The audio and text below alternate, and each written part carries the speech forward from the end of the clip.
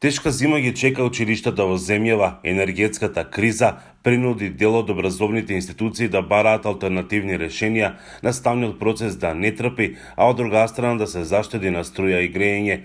Училиштата во Струга бараат од Министерството за образование за 10 минути да бидат скратени часовите.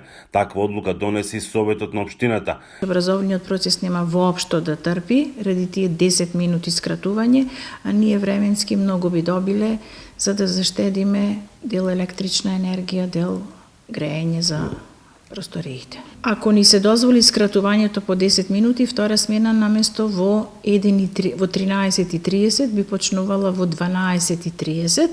Со тоа, значи, би завршиле негде во 17 часот, втора смена би завршила, значи, а сега нормално завршува во 19:30. Пак треба да видиме и во зависност каква ќе биде и зимата, значи доколку временските услови, значи вистина е премногу студено, како и претходните години, може да донесат одлука за продолжување на зимскиот распуст.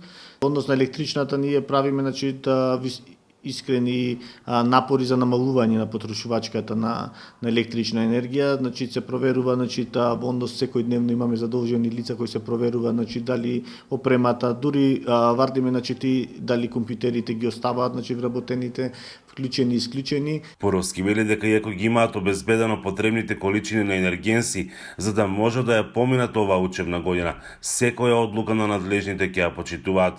Општините од Полошкиот регион се за тоа да има продолжен зимски распуст како би се заштедило на струја и останати енергенси. Јас побарав тие 2 месеци кои што се најстудени, најладни, тоа се декември и јануари, да бидат 2 месеци распуст преку зима, и со тоа што летниот распуст на децата би траело до 15 јули и учебната година би започнала некаде од 20 август. Така да летниот распуст би траел само месец дена, а зимскиот распуст би траело 2 месеци.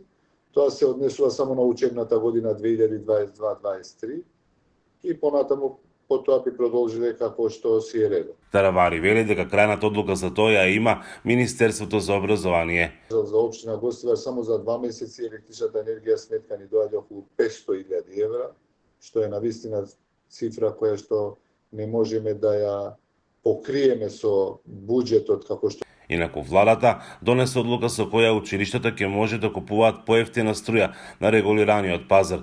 Вела дека на овој начин ќе се овозможи непречено одвивање на наставата во периодот есен-зима. Од Охрид за Гласот на Америка, Мики Трајковски.